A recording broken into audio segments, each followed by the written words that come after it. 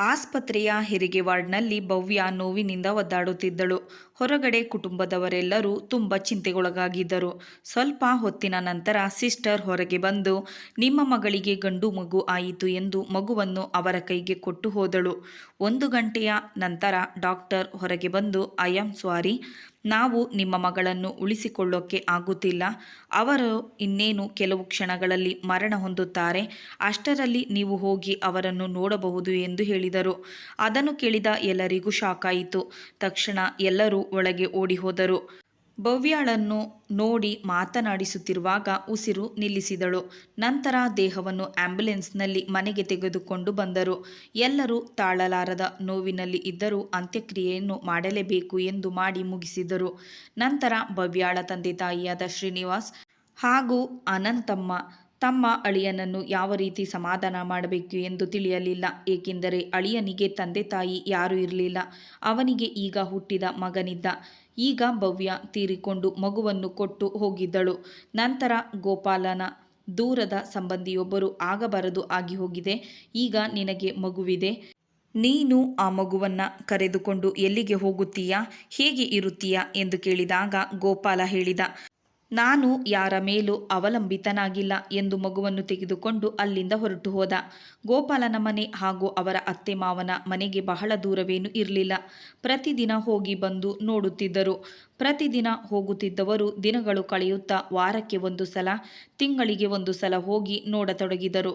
ನಂತರ ಆ ಕೆಲಸ ಈ ಕೆಲಸ ಎನ್ನುತ್ತಾ ಹೋಗುವುದನ್ನು ಬಿಟ್ಟು ಬಿಟ್ಟರು. ಒಂದು ದಿನ ಅಳಿಯ ಗೋಪಾಲ ಹಾಗೂ ಮೊಮ್ಮಗನನ್ನು ನೋಡಿ ತುಂಬ ದಿನಗಳಾಯಿತು, ಏನು ಕಷ್ಟಪಡುತ್ತಿದ್ದಾರೋ ಎಂದು ನೋಡಿ ಬರಲು ಅಳಿಯನ ಮನೆಗೆ ಹೋದರು. ಆಗ ಅಳಿಯ ತುಂಬ ಜ್ವರದಿಂದ ನರಳುತ್ತಿದ್ದರು. ಔಷಧಿಯನ್ನು ತೆಗೆದುಕೊಂಡಿರಲಿಲ್ಲ. ತಕ್ಷಣ ಗಾಬರಿಯಿಂದ ಹೋಗಿ ನೋಡಿದಾಗ ಜ್ವರ ತುಂಬ ಹೆಚ್ಚಾಗಿತ್ತು. ಮನೆ ಕೆಲಸದವಳು ಕೂಡ ರಜೆ ಹಾಕಿದ್ದಳು. ತಕ್ಷಣ ಡಾಕ್ಟರ್ ಮನೆಗೆ ಕರೆದು ಚಿಕಿತ್ಸೆ ಕೊಡಿಸಿದಾಗ ಅವರಿಗೆ ವೈರಲ್ ಜ್ವರ ಬಂದಿದೆ, ಅವರನ್ನು ಹತ್ತಿರದಲ್ಲೇ ಯಾರಾದರೂ ಇದ್ದು ನೋಡಿಕೊಳ್ಳಿ ಎಂದು ಹೇಳಿದರು. ನಂತರ ಅತ್ತೆ ಮಾವ ಇಬ್ಬರು ಅಳಿಯನನ್ನು ಚೆನ್ನಾಗಿ ನೋಡಿಕೊಳ್ಳತೊಡಗಿದರು. ಅವರಿಬ್ಬರಿಗೂ ಅಳಿಯನ ಪರಿಸ್ಥಿತಿಯನ್ನು ಕಂಡು ತುಂಬ ಬೇಜಾರಾಗಿತ್ತು. ನಂತರ ಗೋಪಾಲ್ 3-4 ದಿನಗಳಲ್ಲಿ ಮೊದಲಿನಂತೆ ಆರೋಗ್ಯವಾಗಿ ಚೇತರಿಸಿಕೊಂಡ ಮತ್ತು ಅತ್ತೆ ಮಾವನಿಗೆ ಹೇಳಿದ, ನಾನು ಮಗುವನ್ನು ಮನೆಯಲ್ಲಿ ಇದ್ದು ನೋಡಿಕೊಳ್ಳಲು ಯಾರನ್ನಾದರೂ ಒಬ್ಬರನ್ನು ನೇಮಿಸುತ್ತೇನೆ, ನೀವೇನು ಇದರ ಬಗ್ಗೆ ಚಿಂತೆ ಮಾಡಬೇಡಿ, ನೀವು ಇನ್ನು ಹೋಗಿ ಬನ್ನಿ ಎಂದು ಹೇಳಿದ. ಮನೆಗೆ ಬಂದಿದ್ದ ಅತ್ತೆ ಮಾವ ಮಗುವನ್ನು ಕರೆದು ಮಾತನಾಡಿಸಿ ನಂತರ ಮನೆಗೆ ಹೊರಟರು.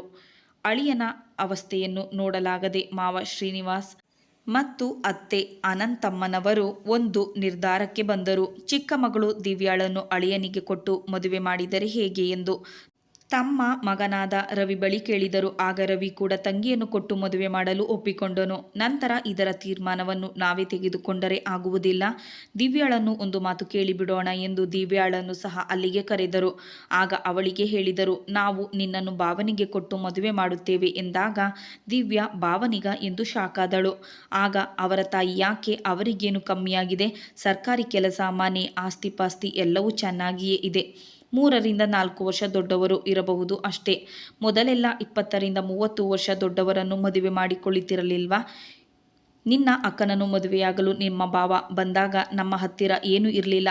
ಅವರು 1 ರೂಪಾಯಿ ವರದಕ್ಷಿಣೆ ಕೂಡ ತೆಗೆದುಕೊಳ್ಳದೆ ಅವಳನ್ನು ಮದುವೆ ಮಾಡಿಕೊಂಡರು. ನಾವು ಅಂತಹ ಅಳಿಯನನ್ನು ಪಡೆಯುವುದಕ್ಕೆ ಪುಣ್ಯ ಮಾಡಿರಬೇಕು. ಅಳಿಯ ಎಷ್ಟು ಒಳ್ಳೆಯವರೆಂದು ನಮಗೆ ಮಾತ್ರ ಗೊತ್ತು. ಎಲ್ಲಿ ಹುಡುಕಿದರೂ ಇಂತಹ ಹುಡುಗ ನಮಗೆ ಸಿಗುವುದಿಲ್ಲ ಎಂದು ದಿವ್ಯಾಳಿಗೆ ಬುದ್ಧಿಯನ್ನು ಹೇಳಿದರು. ಆಗ ದಿವ್ಯಾ ಕೂಡ ತಂದೆ ತಾಯಿಯ ಮಾತಿಗೆ ಇಲ್ಲ ಎನ್ನದೆ ಸರಿ ಎಂದು ತಲೆಯಾಡಿಸಿ ಮದುವೆಗೆ ಒಪ್ಪಿಕೊಂಡಳು. ಇದರಿಂದಾಗಿ ಸಂತೋಷಗೊಂಡ ಅವಳ ತಂದೆ ತಾಯಿ ಹಾಗೂ ರವಿ 3 ಜನ ಅಳಿಯನ ಜೊತೆ ಮಾತನಾಡಲು ಹೋದರು. ಇತ್ತ ರವಿಯ ಹೆಂಡತಿ, ಅವಳ ಬಗ್ಗೆ ಹೇಳಬೇಕೆಂದರೆ ಅವಳ ಬುದ್ಧಿ ಸರಿ ಇರಲಿಲ್ಲ. ಮನೆಯಲ್ಲಿ ಎಲ್ಲರಿಗೂ ಜಗಳವನ್ನು ತಂದಿಕ್ಕುತ್ತಿದ್ದಳು. ಇವರೆಲ್ಲರೂ ಅಳಿಯನ ಜೊತೆ ಮಾತನಾಡಲು ಹೋದಾಗ ಇತ್ತ ರವಿಯ ಹೆಂಡತಿ ದಿವ್ಯಾಳ ತಲೆ ತುಂಬ ಕೆಟ್ಟದನ್ನು ತುಂಬುತ್ತಾ ತೊಡಗಿದಳು. ನಿನಗೇನು ಕರ್ಮ, ನೀನು ಯಾಕೆ 2ನೇ ಹೆಂಡತಿಯಾಗಿ ಅವರನ್ನು ಮದುವೆಯಾಗುತ್ತೀಯಾ ಎಂದು ಕೇಳಿದಾಗ ದಿವ್ಯಾ ಆಗ, ಅವರು ನನ್ನ ಅಕ್ಕನ ಗಂಡ, ತುಂಬ ಒಳ್ಳೆಯ ಗುಣ ಇರುವವರು. ಇನ್ನು ನನ್ನ ಅಕ್ಕನ ಮಗು ತಬ್ಬಲಿಯಾಗಿದೆ, ಆ ಮಗು ಇನ್ನೂ ಚಿಕ್ಕದು, ಅವನನ್ನು ನೋಡಿಕೊಳ್ಳುವುದಕ್ಕೆ ಒಬ್ಬ ತಾಯಿ ಬೇಕೇ ಬೇಕು. ಬೇರೆ ಯಾರಾದರೂ ಆ ಜಾಗಕ್ಕೆ ಬಂದರೆ ಅವನನ್ನು ಚೆನ್ನಾಗಿ ನೋಡಿಕೊಳ್ಳುತ್ತಾರೋ ಇಲ್ಲವೋ, ಆದರೆ ಆ ಮಗು ನನ್ನ ಅಕ್ಕನ ಮಗು, ಅಂದರೆ ನನಗೂ ಮಗು. ನಾನು ಅವನನ್ನು ಚೆನ್ನಾಗಿ ನೋಡಿಕೊಳ್ಳುತ್ತೇನೆ. ಹಾಗಿದ್ದಾಗ ನಾನು ಭಾವನನ್ನು ಮದುವೆಯಾಗುವುದರಲ್ಲಿ ತಪ್ಪೇನಿದೆ ಎಂದಳು. ಆಗ ರವಿ ಹೆಂಡತಿ, ಅವರು 3 ಜನ ನಿನ್ನ ಭಾವನ ಬಗ್ಗೆ ನಿನ್ನ ಬಳಿ ಸತ್ಯವನ್ನು ಸರಿಯಾಗಿ ಹೇಳಿಲ್ಲ, ಎಲ್ಲವನ್ನೂ ಮುಚ್ಚಿಟ್ಟಿದ್ದಾರೆ ಎಂದಳು. ಹಾಗಿದ್ದರೆ ನಿಜ ಏನು ಅತ್ತಿಗೆ, ನನಗೆ ತಿಳಿಯದು ಎಂದು ಕೇಳಿದಾಗ, ನಿನ್ನ ಅಕ್ಕನನ್ನು ನಿನ್ನ ಭಾವ ವರದಕ್ಷಿಣೆ ಇಲ್ಲದೆ ಮದುವೆಯಾದರು ನಿಜ. ಆದರೆ ಮದುವೆಯಾದ ಮೇಲೆ ಪ್ರತಿದಿನವೂ ಅವಳಿಗೆ ಆ ವಿಷಯಕ್ಕಾಗಿ ಕಿರುಕುಳವನ್ನು ಕೊಡುತ್ತಿದ್ದರು. ನೀನು ಹಾಗೂ ನಿನ್ನ ತಮ್ಮ ಕಾಲೇಜಿಗೆ ಹೋದ್ಮೇಲೆ ನಿನ್ನ ಅಕ್ಕ ಪ್ರತಿದಿನವೂ ಮನೆಗೆ ಬಂದು ಅಳುತ್ತಾ ಎಲ್ಲವನ್ನೂ ಹೇಳಿಕೊಳ್ಳುತ್ತಿದ್ದಳು. ಆಗ ನಿನ್ನ ಅಣ್ಣ ಹಾಗೂ ಅಪ್ಪ ಅವಳಿಗೆ ಬುದ್ಧಿ ಹೇಳಿ ಹೇಳಿ ಸಮಾಧಾನ ಮಾಡಿ ಕಳಿಸುತ್ತಿದ್ದರು. ನಿನ್ನ ಅಕ್ಕನನ್ನು ಒಂದು ರೂಮಿನಲ್ಲಿ ಕೂಡಿ ಹಾಕಿ ಚಿತ್ರಹಿಂಸೆ ಕೊಟ್ಟು ನರಕವನ್ನು ತೋರಿಸುತ್ತಿದ್ದನಂತೆ. 3 4 ಅಬಾರ್ಷನ್ ಕೂಡ ಮಾಡಿಸಿದನಂತೆ. ಕೊನೆಗೆ ಒಂದು ಮಗುವಿಗೆ ಜನ್ಮ ನೀಡಿ ನೋವು ತಡೆದುಕೊಳ್ಳಲಾಗದೆ ಅವಳು ಈ ಲೋಕವನ್ನು ಬಿಟ್ಟು ಹೊರಟು ಹೋದಳು. ಇದೆಲ್ಲ ನಿನಗೆ ಗೊತ್ತಾ ಎಂದು ಕೇಳಿದಳು. ಆಗ ದಿವ್ಯಾ, ಹೋಗಲಿ ಬಿಡು ಅತ್ತಿಗೆ ಎಂದು ಹೇಳುತ್ತಾ ಹೊರಗೆ ಹೋದಳು. ಆದರೆ ರವಿಯ ಹೆಂಡತಿ ಬಿತ್ತಿದ ಬೀಜ ದಿವ್ಯಾಳ ಮನಸ್ಸಿನಲ್ಲಿ ಎಲ್ಲೋ ಒಂದು ಕಡೆ ಬಲವಾಗಿ ನಾಟಿತ್ತು. ಮತ್ತೆ ರವಿಯ ಹೆಂಡತಿ ಹೊರಗೆ ಬಂದು, ಏನೇ, ನಿನ್ನ ಅಣ್ಣನನ್ನು ಮದುವೆಯಾಗಿದ್ದೇನೆ, ಅವನಿಗೆ ಚಿಕ್ಕದೊಂದು ಸರ್ಕಾರಿ ಕೆಲಸ ಇದೆ. ನಿನ್ನ ತಂದೆ ತಾಯಿ ಕೈ ಕೆಳಗೆ ಅವರ ಚಾಕ್ರಿ ಮಾಡಿಕೊಂಡು ನಾನು ಇಲ್ಲಿ ಬಿದ್ದಿದ್ದೇನೆ. ನನಗೆ ಇಲ್ಲಿ ಯಾವುದೇ ಸಂತೋಷವಿಲ್ಲ. ಆದರೆ ನಿನ್ನ ಅಕ್ಕ ನಿನ್ನ ಭಾವನನ್ನು ಮದುವೆಯಾಗಿ ಸಕಲ ಐಶ್ವರ್ಯವನ್ನು ಪಡೆದುಕೊಂಡಿದ್ದಳು. ಅವಳಿಗೆ ಅದೃಷ್ಟವಿರಲಿಲ್ಲ, ಬೇಗನೆ ಹೊರಟು ಹೋದಳು. ಈಗ ನಿನ್ನ ತಾಯಿ ಬುದ್ಧಿವಂತಿಕೆ ವಹಿಸಿ ನಿನ್ನನ್ನು ನಿನ್ನ ಭಾವನಿಗೆ ಕೊಟ್ಟು ಮದುವೆ ಮಾಡುತ್ತಿದ್ದಾಳೆ. ನೀನು ಹೇಗೆ ನಿನ್ನ ಭಾವನನ್ನು ಮದುವೆಯಾಗಿ ಅವನ ಜೊತೆ ನೆಮ್ಮದಿಯಾಗಿ ಸಂಸಾರ ಮಾಡುತ್ತೀಯಾ? ನಿನ್ನ ತಂದೆ ತಾಯಿ ನಿನ್ನನ್ನು ಕುರಿ ಮಾಡಿದ್ದಾರೆ, ನೀನು ಅದಕ್ಕೆ ಬಲಿಯಾಗಬೇಡ ಎಂದು ಹೇಳಿದಾಗ ದಿವ್ಯಾ ಅವಳ ಅತ್ತಿಗೆ ಮಾತನ್ನು ಕೇಳಿ ಭಾವನನ್ನು ಮದುವೆಯಾಗಲು ನಿರಾಕರಿಸಿದಳು. ಅತ್ತಿಗೆ ಭಾವನ ಬಗ್ಗೆ ಹೇಳಿದ ಮಾತುಗಳು ದಿವ್ಯಾಳ ತಲೆಯಲ್ಲಿ ಏನೇನೋ ಆಲೋಚನೆಗಳನ್ನು ಸೃಷ್ಟಿ ಮಾಡಿದವು. ನಂತರ ಪ್ರತಿದಿನ ರವಿಯ ಹೆಂಡತಿ ದಿವ್ಯಾಳನ್ನು ಪಾರ್ಕಿಗೆ, ದೇವಸ್ಥಾನಕ್ಕೆ ಹೊರಗಡೆ ಸುತ್ತಾಡಲು ಕರೆದುಕೊಂಡು ಹೋಗಿ ಅವಳ ಭಾವನ ಬಗ್ಗೆ ಇಲ್ಲಸಲ್ಲದನ್ನ ಹೇಳಿ ಅವಳ ತಲೆ ಕೆಡಿಸುತ್ತಿದ್ದಳು. ಇದರಿಂದಾಗಿ ದಿವ್ಯಾಳ ತಲೆಯಲ್ಲಿ ಅವಳ ಭಾವನ ಬಗ್ಗೆ ಒಳ್ಳೆಯ ಅಭಿಪ್ರಾಯ ಬೆಳೆಯಲೇ ಇಲ್ಲ. ಅಪ್ಪ ಅಮ್ಮ ಇಬ್ಬರು ಅಕ್ಕನ ಕಷ್ಟವನ್ನು ಅರ್ಥ ಮಾಡಿಕೊಂಡಿದ್ದರೆ ಈಗ ಅಕ್ಕ ನಮ್ಮನ್ನು ಬಿಟ್ಟು ಹೋಗುತ್ತಿರಲಿಲ್ಲ ಎಂದುಕೊಂಡಳು. ಈ ನಡುವೆ ಶ್ರೀನಿವಾಸ್ ಮತ್ತೆ ಅನಂತಮ್ಮನವರು ಹಾಗೂ ರವಿ ತುಂಬ ಬಲವಂತ ಮಾಡಿ ಗೋಪಾಲ್ನನ್ನು ದಿವ್ಯಾ ಜೊತೆ ಮದುವೆಯಾಗಲು ಒಪ್ಪಿಸಿದರು. ಇದಾದ್ಮೇಲೆ ಗೋಪಾಲ್ ಬಂದು ದಿವ್ಯಾಳನ್ನು ಕೇಳಿದ, ನಿನಗೆ ನನ್ನನ್ನು ಮದುವೆ ಆಗಲು ಇಷ್ಟ ಇದೆಯೇ ತಾನೇ ಎಂದು. ಆಗ ದಿವ್ಯಾ, ನನಗೆ ನಿಮ್ಮನ್ನು ಮದುವೆಯಾಗಲು ಇಷ್ಟವಿಲ್ಲ ಎಂದು ಹೇಳಲು ಹೊರಟಿದ್ದಳು. ಆದರೆ ಎದುರಿಗೆ ತನ್ನ ತಾಯಿ ನಿಂತುಕೊಂಡು ನೋಡುತ್ತಿರುವುದನ್ನು ನೋಡಿ ನನಗೇನು ಮದುವೆಯಾಗಲು ಅಭ್ಯಂತರವಿಲ್ಲ ಎಂದು ಹೇಳಿದಳು. ಸ್ವಲ್ಪ ದಿನಗಳ ನಂತರ ಇಬ್ಬರಿಗೂ ಕೂಡ ಮದುವೆ ಮಾಡಿದರು. ಅವರಿಬ್ಬರಿಗೂ ಮೊದಲ ರಾತ್ರಿ ಕೂಡ ಏರ್ಪಡಿಸಿದರು. ಆಗ ಗೋಪಾಲ್ ಅವಳಿಗೆ ಸ್ವಲ್ಪ ಹೊತ್ತು ವಿಶ್ರಾಂತಿ ಮಾಡು ಎಂದು ಹೇಳಿದ. ಆಗ ದಿವ್ಯಾ ತನ್ನ ಮನಸ್ಸಿನಲ್ಲಿ ಅಂದುಕೊಂಡಳು, ಎಷ್ಟು ಡ್ರಾಮಾ ಮಾಡುತ್ತಿದ್ದಾನೆ, ಏನೋ ತುಂಬ ಒಳ್ಳೆಯವನು ಎನ್ನುವಂತೆ ಇವನ ಬಗ್ಗೆ ನನಗೆ ಎಲ್ಲವೂ ಗೊತ್ತಿದೆ ಎಂದು ಮನಸ್ಸಿನಲ್ಲಿ ಅಂದುಕೊಂಡಳು. ನಂತರ ಗಂಡನ ಮನೆಗೆ ದಿವ್ಯಾಳನ್ನು ಕಳಿಸಿಕೊಡಲಾಯಿತು. ದಿವ್ಯಾ ಗಂಡನ ಮನೆಗೆ ಹೋದ ಮೇಲೆ ಮಗುವನ್ನು ತುಂಬ ಚೆನ್ನಾಗಿ ನೋಡಿಕೊಳ್ಳತೊಡಗಿದಳು. ಮನೆ ಕೆಲಸದವಳು ಬರದಿದ್ದರೆ ಮನೆಯ ಎಲ್ಲ ಕೆಲಸಗಳನ್ನು ದಿವ್ಯಾಳೇ ಮಾಡುತ್ತಿದ್ದಳು. ಆಗ ಅಂದುಕೊಳ್ಳುತ್ತಿದ್ದಳು, ಪಾಪ ಅಕ್ಕನನ್ನು ಹೀಗೆ ಹಿಂಸೆ ಮಾಡುತ್ತಿದ್ದರು ಎಂದು. ಒಂದು ದಿನ ಮಗುವನ್ನು ನೋಡಿಕೊಳ್ಳಲು ಒಬ್ಬ ಕೇರ್ ಟೇಕರ್ ಬಂದು ಸ್ವಲ್ಪ ದಿನಗಳ ನಂತರ ಮನೆ ಕೆಲಸದವಳು ಕೂಡ ಬಂದಳು. ಆಗ ದಿವ್ಯಾ ಅಂದುಕೊಂಡಳು, ಭಾವ ನನ್ನನ್ನು ಮೆಚ್ಚಿಸಲು ಈ ರೀತಿ ಮಾಡುತ್ತಿದ್ದಾರೆ ಎಂದು. ಮನೆ ಕೆಲಸದವಳು ಅಡಿಗೆಯನ್ನು ಹಿಡಿದು ಎಲ್ಲ ಕೆಲಸವನ್ನು ಮಾಡುತ್ತಿದ್ದಳು. ದಿವ್ಯಾಳಿಗೆ ಮಾಡಲು ಯಾವುದೇ ಕೆಲಸ ಇರಲಿಲ್ಲ. ಒಂದು ದಿನ ದಿವ್ಯಾಳ ತಾಯಿ ಮನೆಗೆ ಬಂದರು. ದಿವ್ಯಾ ಹಾಗೂ ಅಳಿಯ ದೂರ ದೂರ ಇರುವುದನ್ನು ಗಮನಿಸಿದರು. ಆಗ ದಿವ್ಯ ತಾಯಿ, ಮಗು ಇರುವುದರಿಂದ ಇವರಿಬ್ಬರು ದೂರ ದೂರ ಇದ್ದಾರೆ, ಸಂಸಾರ ಚೆನ್ನಾಗಿರುವುದಿಲ್ಲ ಎಂದುಕೊಂಡು ಮಗುವನ್ನು ತಮ್ಮ ಜೊತೆ ಕರೆದುಕೊಂಡು ಹೋದರು. ಈಗ ಅವರಿಬ್ಬರಿಗೂ ಏಕಾಂತದಲ್ಲಿ ಸಮಯ ಕಳೆಯಲು ಸಮಯವಿತ್ತು. ಗೋಪಾಲ್ ಕೂಡ ಆಲೋಚಿಸಿದ, ಸತ್ತು ಹೋದ ಹೆಂಡತಿಗೋಸ್ಕರ ಈಗಿರುವ ಹೆಂಡತಿಯ ಮನಸ್ಸನ್ನ ನೋಯಿಸಬಾರದು ಎಂದು ಅವಳಿಗೆ ಹತ್ತಿರವಾಗಲು ಬಯಸಿ ಅವಳನ್ನು ತಬ್ಬಿಕೊಂಡ. ಆಗ ಒಂದು ಕಡೆ ದಿವ್ಯಾಳಿಗೆ ಗಂಡ ತಬ್ಬಿಕೊಂಡಿರುವುದು ಹಿತವೆನಿಸಿತು. ಇನ್ನೊಂದು ಕಡೆ ಅತ್ತಿಗೆ ಹೇಳಿರುವ ಮಾತುಗಳು ಕಿವಿಯಲ್ಲಿ ಶಬ್ದ ಮಾಡಲಾರಂಭಿಸಿದವು. ನಿನ್ನನ್ನು ನಿನ್ನ ಅಕ್ಕನ ಹಾಗೆ ವೇಶ್ಯೆಯ ರೀತಿ ಉಪಯೋಗಿಸಿ ಬಿಸಾಕುತ್ತಾನೆ ಎಂದು ಹೇಳಿದ ಮಾತನ್ನು ನೆನೆಸಿಕೊಂಡು ದಿವ್ಯಾ ಗೋಪಾಲನ್ನ ದೂರ ತಳ್ಳಿದಳು. ಆಗ ಗೋಪಾಲ್ ಏನಾಯಿತು ಎಂದು ಹೇಳಿ ಹೊರಗೆ ಹೋಗುತ್ತಿದ್ದ. ಅವಳ ಕೈಯನ್ನು ಗಟ್ಟಿಯಾಗಿ ಹಿಡಿದುಕೊಂಡ. ಆಗ ದಿವ್ಯಾ, ನೀನು ನನ್ನ ಅಕ್ಕನ ಹಾಗೆ ನನ್ನನ್ನು ವೇಶ್ಯೆಯ ರೀತಿ ಮಾಡಬೇಕು ಮನೆ ಕೆಲಸದೊಳ ರೀತಿ ಮಾಡಿಕೊಳ್ಬೇಕು ಎಂದುಕೊಂಡಿದ್ದೀಯಾ? ಈಗ ನಿಮಗೆ ನಿಜ ಹೇಳುತ್ತೇನೆ ಕೇಳಿ. ನನಗೆ ನಿಮ್ಮನ್ನು ಮದುವೆಯಾಗುವುದು ಇಷ್ಟವಿರಲಿಲ್ಲ. ಆದರೆ ನನ್ನ ತಂದೆ ತಾಯಿ ಹಾಗೂ ಅಣ್ಣನ ಒತ್ತಡ ಮತ್ತು ಭಯದಿಂದ ನಾನು ನಿಮ್ಮನ್ನು ಮದುವೆಯಾಗಲು ಒಪ್ಪಿಕೊಂಡೆ. ನಿನಗೆ ಬೇಕಾಗಿರುವುದು ನನ್ನ ದೇಹ ಮಾತ್ರ ಅಲ್ಲವೇ? ಆದರೆ ಅದು ಎಂದಿಗೂ ಸಾಧ್ಯವಿಲ್ಲ. ಹಾಗೂ ಅದಕ್ಕೆ ನಾನು ಬಿಡುವುದಿಲ್ಲ. ನಿನ್ನ ವಶಕ್ಕೆ ನನ್ನನ್ನು ತೆಗೆದುಕೊಳ್ಳಲು ಆಗುವುದಿಲ್ಲ. ನಾನು ಎಂದಿಗೂ ನಿನ್ನ ಗುಲಾಮಳಾಗುವುದಿಲ್ಲ ಎಂದು ಬಾಯಿಗೆ ಬಂದಂತೆ ಬೈಯುತ್ತಾ ಅವನಿಗೆ ಒಂದು ಮಾತನಾಡಲು ಅವಕಾಶವನ್ನು ಕೊಡದೆ ಮಾತನಾಡುತ್ತಿದ್ದಳು. ಅವಳ ಮಾತಿನಿಂದಾಗಿ ಗೋಪಾಲನಿಗೆ ಒಮ್ಮೆಲೆ ಸಿಡಿದು ಬಡಿದಂತಾಯಿತು. ಅವತ್ತಿನಿಂದ ಗೋಪಾಲ್ ಅವಳ ಜೊತೆ ಮಾತನಾಡುವುದನ್ನು ಬಿಟ್ಟುಬಿಟ್ಟ. ಅಲ್ಲದೆ ಬೇರೆ ರೂಮಿನಲ್ಲಿ ಹೋಗಿ ಮಲಗುತ್ತಿದ್ದ. ಕೊನೆಯ ಪಕ್ಷ ಅವಳನ್ನು ಕಣ್ಣೆತ್ತಿ ನೋಡುವುದನ್ನು ಕೂಡ ಬಿಟ್ಟುಬಿಟ್ಟಿದ್ದ. ಹೀಗೆ 4 ತಿಂಗಳು ಕಳೆದ ನಂತರ ಮಗುವನ್ನು ತನ್ನ ತಾಯಿಯ ಮನೆಗೆ ಹೋಗಿ ಕರೆದುಕೊಂಡು ಬಂದಳು.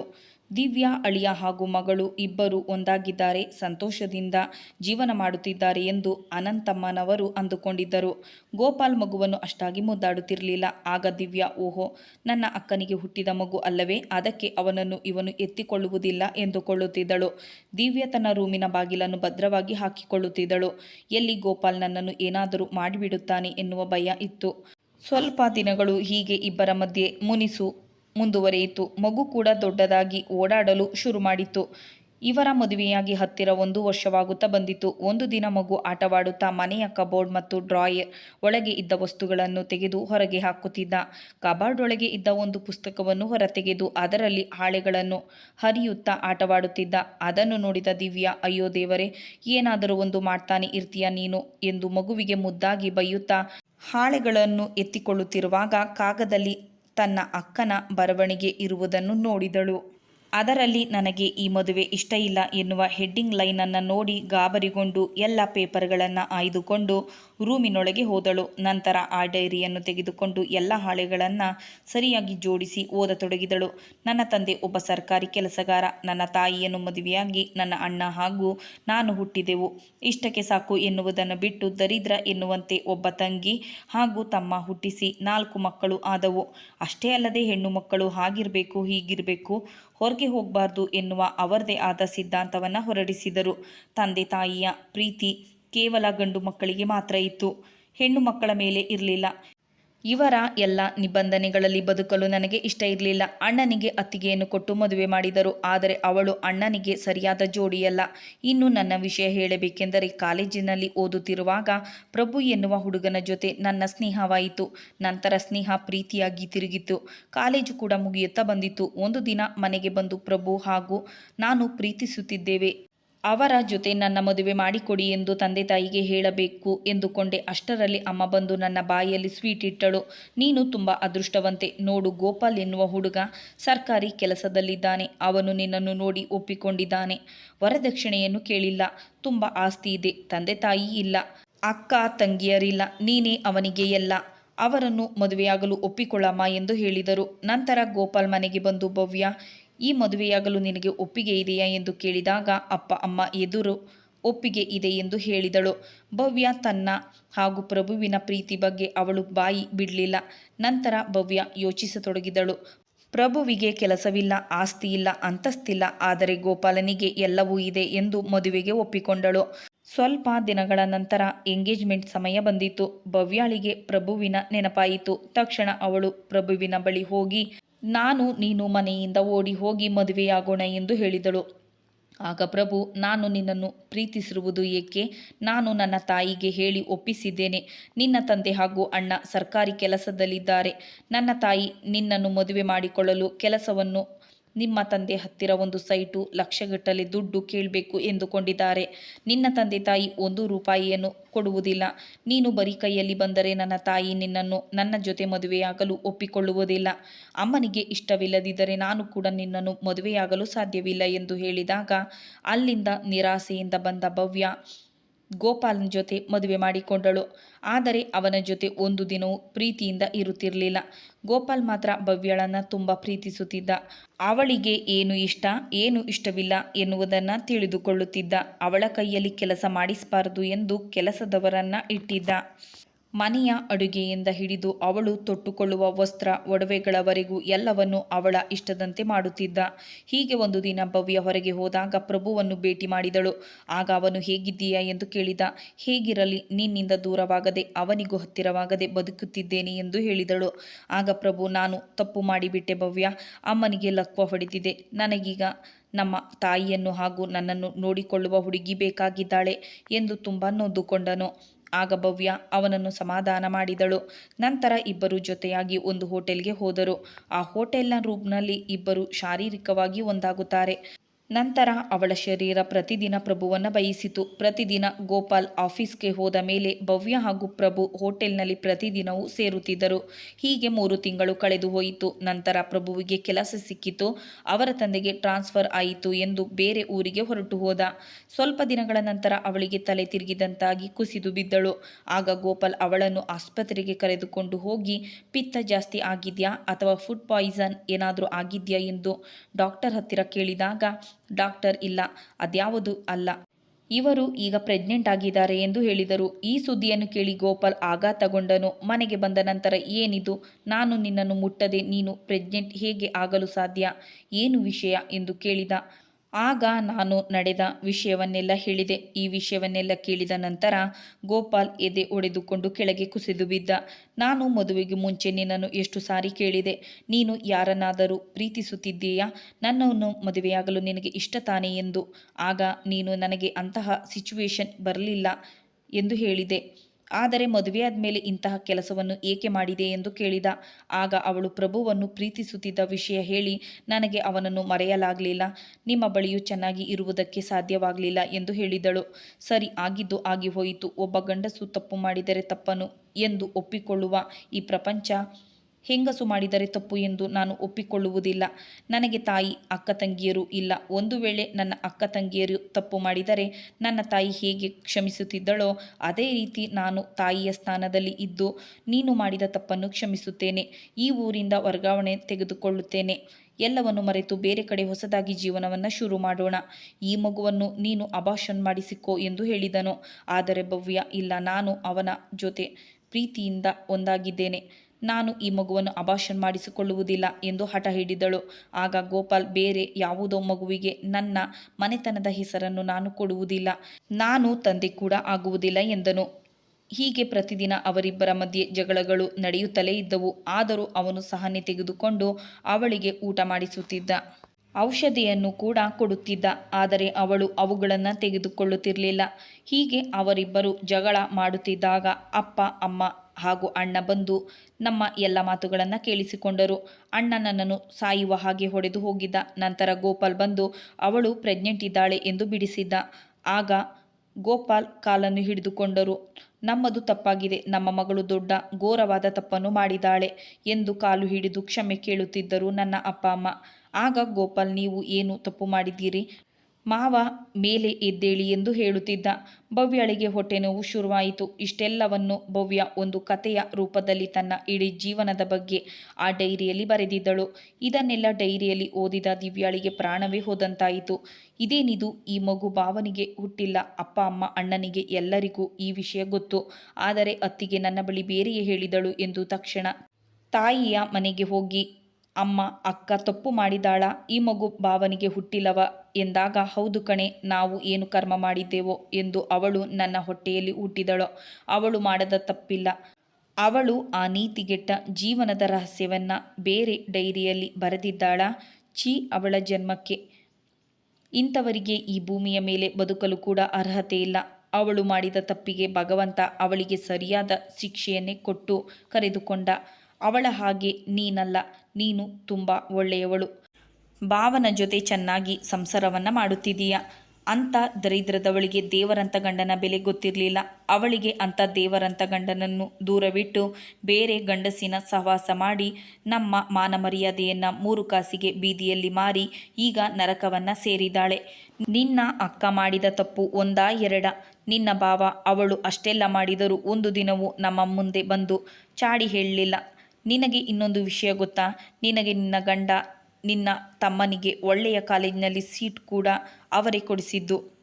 ನಿನ್ನ ಅಣ್ಣನಿಗೆ ಕೆಲಸದಲ್ಲಿ ಪ್ರಮೋಷನ್ ಸಿಗುವಂತೆ ಕೂಡ ಮಾಡಿದ್ದಾನೆ. ದೇವರಂತ ಮನುಷ್ಯ. ಆದರೆ ಅವನಿಗೆ ಅವಳು ಒಂದು ದಿನವೂ ಅವನ ಮನಸ್ಸಿಗೆ ನೆಮ್ಮದಿಯನ್ನು ಕೊಡಲಿಲ್ಲ. ಅವಳ ಇನ್ನೊಂದು ವಿಷಯ ಏನು ಗೊತ್ತಾ? ಅವಳು ಕೊನೆ ಉಸಿರಿನಲ್ಲಿ ಇದ್ದಾಗ ತನ್ನ ಗಂಡನಿಗೆ ಕ್ಷಮಾಪಣೆಯನ್ನು ಕೇಳುತ್ತಾಳೆ ಎಂದು ನಾನು, ನಿನ್ನ ತಂದೆ ಹಾಗೂ ನಿನ್ನ ಅಣ್ಣ ಅಂದುಕೊಂಡಿದ್ದೆವು. ಆದರೆ ಆ ಪಾಪಿಷ್ಟೆ ಅವಳು ಏನು ಹೇಳಿದಳೆಂದರೆ, ನಾನು ನಿನಗೆ ಕೆಟ್ಟದ್ದನ್ನು ಬಯಸುತ್ತೇನೆ. ನೀನು ಚೆನ್ನಾಗಿ ತಿಳಿದುಕೋ, ನನ್ನ ಮಗ ತಂದೆ ಇಲ್ಲದೆ ಬೆಳೆಯಬಾರದು. ನಾನು ಸತ್ತ ಮೇಲೆ ನೀನು ಇನ್ನೊಂದು ಮದುವೆಯಾಗುತ್ತೀಯಾ ಎಂದು ಗೊತ್ತು. ಆಗ ನನ್ನ ಮಗನೇ ನಿನ್ನ ಮನೆಗೆ ದೊಡ್ಡ ಮಗನಾಗಬೇಕು. ಅವನ ಹೆಸರಿಗೆ ಎಲ್ಲ ಆಸ್ತಿಯನ್ನು ಬರೆಯಬೇಕು. ಒಂದು ವೇಳೆ ನೀನೇನಾದರೂ ನಾನು ಹೇಳಿದ್ದನ್ನು ಮಾಡದಿದ್ದರೆ ನಿನಗೆ ಮದುವೆ ಆಗಬಾರದು. ಮದುವೆಯಾದರೂ ಮುಂದೆ ಮಕ್ಕಳಾಗಬಾರದು. ನೀನು ಮತ್ತು ನಿನ್ನ ಹೆಂಡತಿ ಸುಖವಾಗಿ ಇರಲೇಬಾರದು ಎಂದು ಇಡೀ ಶಾಪವನ್ನು ಹಾಕಿದಳು. ಅದಕ್ಕೆ ಆ ಮಗುವನ್ನು ನಿನ್ನ ಗಂಡ ಎತ್ತಿಕೊಳ್ಳುವುದಿಲ್ಲ, ಮುದ್ದಾಡುವುದಿಲ್ಲ. ಅವನ ಸಂಬಂಧಿಕರು ಬಂದಾಗ ಎಲ್ಲಿ ನನ್ನ ಮಗಳ ಬಗ್ಗೆ ಹೇಳಿಬಿಡುತ್ತಾನೋ ಎಂದು ನಾನು ನಿನ್ನ ತಂದೆ ಅಂಗೈನಲ್ಲಿ ಜೀವ ಹಿಡಿದುಕೊಂಡಿದ್ದೆವು. ಆದರೆ ಆ ದೇವತಾ ಮನುಷ್ಯ ಯಾರ ಮುಂದೆಯೂ ಅವನು ಒಂದು ತಪ್ಪು ಮಾತನ್ನು ಕೂಡ ಆಡಲಿಲ್ಲ. ಮಗುವನ್ನು ಕರೆದುಕೊಂಡು ಕೆಲಸದವರನ್ನು ಇಟ್ಟುಕೊಂಡು ಸಾಕತೊಡಗಿದ. ನಂತರ ಅವನು ಏನು ಹೇಳಿದ ಅಂದರೆ, ನಾನಂತೂ ತಂದೆ ತಾಯಿ ಇಲ್ಲದೆ ಅನಾಥವಾಗಿ ಬೆಳೆದೆ. ಆದರೆ ಈ ಮಗು ಅವನ ತಾಯಿ ತಪ್ಪು ಮಾಡಿದ್ದಕ್ಕೆ ಆ ಮಗು ಏಕೆ ಶಿಕ್ಷೆಯನ್ನು ಅನುಭವಿಸಬೇಕು ಅತ್ತೆ ಎಂದು ಹೇಳಿದ. ತಾಯಿಯ ಇಷ್ಟೆಲ್ಲ ಮಾತುಗಳನ್ನು ಕೇಳಿಸಿಕೊಂಡ ದಿವ್ಯಾ ಆಗ ತಾನು ಮಾಡಿದ ತಪ್ಪಿನ ಬಗ್ಗೆ ಅರಿತುಕೊಂಡಳು. ನಂತರ ಮನೆಗೆ ಹೋಗಿ ಗೋಪಾಲ್ ಆಫೀಸ್ನಿಂದ ಬಂದ ತಕ್ಷಣ ನನ್ನನ್ನು ಕ್ಷಮಿಸಿ ಎಂದು ಕೇಳಿದಳು. ಅಕ್ಕ ತಪ್ಪು ಮಾಡಿದಾಳೆ ಎಂದು ನನಗೆ ಗೊತ್ತಿರಲಿಲ್ಲ. ನನಗೆ ಈಗ ಎಲ್ಲ ವಿಷಯ ಗೊತ್ತಾಗಿದೆ. ನನ್ನನ್ನು ದಯವಿಟ್ಟು ಕ್ಷಮಿಸಿ ಎಂದು ಕಾಲಿಡಿದು ಕೇಳಿಕೊಂಡಳು. ನಿನ್ನ ಅಕ್ಕ ಮಾಡಿದ್ದು ತಪ್ಪಾಗಿತ್ತು. ಆದರೆ ನಾನು ನಿನ್ನನ್ನು ಮದುವೆಯಾಗುವುದಕ್ಕೂ ಮುಂಚೆ ನನ್ನನ್ನು ಮದುವೆಯಾಗಲು ಇಷ್ಟನಾ ನಿಮಗೆ ಎಂದು ಕೇಳಿದೆ. ಆದರೆ ಅಕ್ಕ ತಂಗಿ ಇಬ್ಬರಿಗೂ ಕೂಡ ತುಂಬ ದುರಹಂಕಾರ. ಅವಳು ನನಗೆ ನರಕವನ್ನು ತೋರಿಸಿ ಈಗ ಮೇಲೆ ಹೋಗಿದ್ದಾಳೆ. ಈಗ ನೀನು ನಿನ್ನ ಅತ್ತಿಗೆ ಮಾತನ್ನು ಕೇಳಿ ಈ ರೀತಿ ಹೇಳುತ್ತಿದ್ದೀಯಾ? ಇಂದು ನಿನ್ನ ಅತ್ತಿಗೆ ಹೇಳಿದ್ದರೆಂದು ನೀನು ನಂಬಿದ್ದೀಯಾ? ಮುಂದೊಂದು ದಿನ ಬೇರೆಯವರು ಏನೇ ಹೇಳಿದರೂ ಕೂಡ ನೀನು ನಂಬುತ್ತೀಯಾ? ನಿನ್ನ ಅತ್ತಿಗೆಯ ಸ್ವಭಾವ ಎಂತಹದು ಎಂದು ನಿನಗೆ ಗೊತ್ತಿಲ್ಲವೇ? ಅವರ ಮಾತನ್ನು ಕೇಳಿ ನಿನ್ನ ಅಕ್ಕನ ಬಗ್ಗೆ ಗೊತ್ತಿಲ್ಲದೆ ನನಗೆ ಎಂತಹ ಮಾತುಗಳನ್ನು ಆಡಿದ್ದೀಯಾ? ನಿಮಗೆ ನಿಮ್ಮ ತಂದೆ ತಾಯಿಯ ಮೇಲೆ ನಂಬಿಕೆ ಇಲ್ಲ. ಅಕ್ಕ ತಂಗಿ ಇಬ್ಬರು ತಂದೆ ತಾಯಿ ಅರ್ಥ ಮಾಡಿಕೊಳ್ಳಲಿಲ್ಲ. ಅವರಂಥ ತಂದೆ ತಾಯಿ ನನಗೆ ಸಿಕ್ಕಿದರೆ ನಾನು ದೇವರಂತೆ ಪೂಜಿಸುತ್ತಿದ್ದೆ. ನಿನ್ನ ಅಕ್ಕನನ್ನು ಒಪ್ಪಿಕೊಂಡಿದ್ದು ಕೇವಲ ನಿನ್ನ ತಂದೆ ತಾಯಿಯ ಸ್ವಭಾವ, ಅವರ ಗುಣವನ್ನು ನೋಡಿ. ತಂದೆ ತಾಯಿ ಎಂದಿಗೂ ಮಕ್ಕಳಲ್ಲಿ ಭೇದ ಭಾವ ಮಾಡುವುದಿಲ್ಲ. ಹೆಣ್ಣು ಮಕ್ಕಳಾಗಲಿ ಗಂಡು ಮಕ್ಕಳಾಗಲಿ ಎಲ್ಲರನ್ನೂ ಸರಿಸಮನರಾಗಿ ನೋಡುತ್ತಾರೆ. ಆದರೆ ನಿಮ್ಮಂಥವರು ಅದನ್ನು ಅರ್ಥ ಮಾಡಿಕೊಳ್ಳುವುದಿಲ್ಲ. ನೀವಿಬ್ಬರು ಅಕ್ಕ ತಂಗಿಯರ ಬಗ್ಗೆ ನನಗೆ ಚೆನ್ನಾಗಿ ಗೊತ್ತಿರುವುದೇನೆಂದರೆ, ನಿಮಗೆ ಬೇರೆಯವರು ಹೇಳಿದ್ದನ್ನು ಕೇಳುವ ಹವ್ಯಾಸ. ನಿನ್ನ ಅಕ್ಕನಿಗೆ ಬರೀ ತಪ್ಪುಗಳನ್ನೇ ಮಾಡುವ ಗುಣ. ನಿಮ್ಮಿಬ್ಬರಿಗೂ ಆಟವಾಡಲು ನಾನೊಬ್ಬ ಹುಚ್ಚನಂತೆ ಸಿಕ್ಕಿದ್ದೇನೆ ಅಷ್ಟೇ ಎಂದು ಹೇಳಿದ. ಅವನ ಮಾತುಗಳನ್ನು ಕೇಳಿ ನೊಂದುಕೊಂಡ ದಿವ್ಯಾ ಅವನ ಕಾಲನ್ನು ಹಿಡಿದುಕೊಂಡು ಕ್ಷಮಿಸುವಂತೆ ಬೇಡಿಕೊಂಡಳು. ಆಗ ಶ್ರೀನಿವಾಸ್ ಮತ್ತು ಅನಂತಮ್ಮ ರವರು ಹಾಗೂ ರವಿ ಒಳಗೆ ಬಂದರು. ನಂತರ ಶ್ರೀನಿವಾಸ್ ರವರು ದಿವ್ಯಾಳ ಜುಟ್ಟನ್ನು ಹಿಡಿದು, ನಿಮಗೆ ಏನಾಗಿದೆ? ಇಂತಹ ದೇವರಂತ ಗಂಡ ಸಿಕ್ಕರೂ ಅವನ ಜೊತೆ ಸಂಸಾರ ಮಾಡಲು ಯೋಗ್ಯತೆ ಇಲ್ಲ. ನಾನು ಏನು ಪಾಪ ಮಾಡಿದ್ದೇನೆ? ಯಾವ ಜನ್ಮದಲ್ಲಿ ಯಾರಿಗೆ ಹಿಂಸೆ ಕೊಟ್ಟಿದ್ದೇನೋ ಇಂದು ಈ ರೀತಿ ನಿಮ್ಮಂತಹ ಮಕ್ಕಳುಗಳನ್ನು ಪಡೆದೆ ಎಂದು ಅಳುತ್ತಾ, ಕೆಲವು ಹೆಣ್ಣು ಮಕ್ಕಳು ಅತ್ತೆಯ ಕಾಟ, ಮಾವನ ಕಾಟ, ಗಂಡನ ಕಾಟ, ಮನೆ ಕೆಲಸ ಎಂದು ನೊಂದು ಬೆಂದು ಹೋಗಿರುತ್ತಾರೆ. ಅಂತಹ ಹೆಣ್ಣು ಮಕ್ಕಳಿಗೆ ದೇವರು ಒಳ್ಳೆಯ ಗಂಡನನ್ನು ಕೊಡುವುದಿಲ್ಲ. ನಿಮ್ಮಂಥ ಹೆಣ್ಣು ಮಕ್ಕಳಿಗೆ ಒಳ್ಳೆಯ ಗಂಡನನ್ನು ಕೊಟ್ಟರೂ ಅರ್ಥ ಮಾಡಿಕೊಳ್ಳದೆ ಸೊಕ್ಕಿನಿಂದ ಮೆರೆದಾಡುತ್ತಿದ್ದೀರಿ. ದೇವರಂಥ ಗಂಡನ ಜೊತೆ ಸಂಸಾರ ಮಾಡಲು ನಿಮ್ಮಂಥವರಿಗೆ ಯೋಗ್ಯತೆ ಇಲ್ಲ ಎಂದು ರವಿ ಹೊಡೆದ ಏಟಿಗೆ ದಿವ್ಯಾ ತಲೆ ತಿರುಗಿದಂತೆ ಕುಳಿತಳು. ಆಗ ಗೋಪಾಲ್ ಅವನನ್ನು ತಡೆದ. ಆಗ ರವಿ, ಬಿಡಿ ಬಾವ, ನನ್ನನ್ನು ಬಿಟ್ಟು ಬಿಡಿ. ಇವಳ ಜೊತೆ ನಿಮಗೆ ನಾನು ಡೈವರ್ಸ್ ಕೊಡಿಸಿ ನಾನು ನಿಂತು ಒಳ್ಳೆಯ ಹುಡುಗಿಯನ್ನು ಹುಡುಕಿ ನಿಮಗೆ ಮದುವೆ ಮಾಡುತ್ತೇನೆ ಎಂದನು. ಆಗ ದಿವ್ಯಾ, ನನ್ನ ಗಂಡನನ್ನು ನಾನು ಯಾರಿಗೂ ಬಿಟ್ಟು ಕೊಡುವುದಿಲ್ಲ ಎಂದಳು. ನಾನು ಅವರನ್ನು ಕ್ಷಮೆ ಕೇಳುತ್ತೇನೆ. ನನ್ನ ಸಂಸಾರವನ್ನು ನಾನು ಸರಿ ಮಾಡಿಕೊಳ್ಳುತ್ತೇನೆ ಎಂದಳು. ಮತ್ತೆ ಎದ್ದು ಗಂಡನ ಕಾಲನ್ನು ಹಿಡಿದುಕೊಂಡು, ಯಾರಿಗೋ ಹುಟ್ಟಿದ ಮಗುವಿಗೆ ತಂದೆಯ ಸ್ಥಾನವನ್ನು ನೀವು ನೀಡಿದ್ದೀರಾ. ನಿಮ್ಮ ಮನೆತನದ ಹೆಸರನ್ನು ಕೊಟ್ಟಿದ್ದೀರಾ. ಅದೇ ರೀತಿ ನನ್ನನ್ನು ಕೂಡ ಕ್ಷಮಿಸಿಬಿಡಿ. ನನ್ನನ್ನು ದೂರ ಮಾಡಬೇಡಿ. ನನ್ನ ಅಕ್ಕ ಮಾಡಿದ ತಪ್ಪಿಗೆ ನನಗೆ ಶಿಕ್ಷೆ ಕೊಡಬೇಡಿ ಎಂದು ಗೋಳಾಡಿ ಬೇಡಿಕೊಂಡಾಗ ಗೋಪಾಲ್ ಕೂಡ ಅವಳನ್ನು ಕ್ಷಮಿಸಿದ. ಸ್ವಲ್ಪ ದಿನಗಳ ನಂತರ ದಿವ್ಯಾಳಿಗೂ ಕೂಡ ಒಂದು ಗಂಡು ಮಗು ಆಯಿತು. ಈಗ ಅವರಿಬ್ಬರು ಮಕ್ಕಳ ಜೊತೆ ಸಂತೋಷವಾಗಿದ್ದಾರೆ. ಕೆಲವೊಮ್ಮೆ ನಾವು ಕಣ್ಣಾರೆ ಕಂಡರೂ ಕೆಲವೊಂದು ಸಾರಿ ಎಷ್ಟೋ ತಪ್ಪುಗಳಾಗುತ್ತವೆ. ಹಾಗಿದ್ದಾಗ ಬೇರೆ ಯಾರೋ ಹೇಳಿದ ಮಾತುಗಳನ್ನು ನಾವು ಕೇಳಬಾರದು. ಇದರಿಂದ ನಾಶವಾಗುವುದು ನಮ್ಮ ಜೀವನವೇ.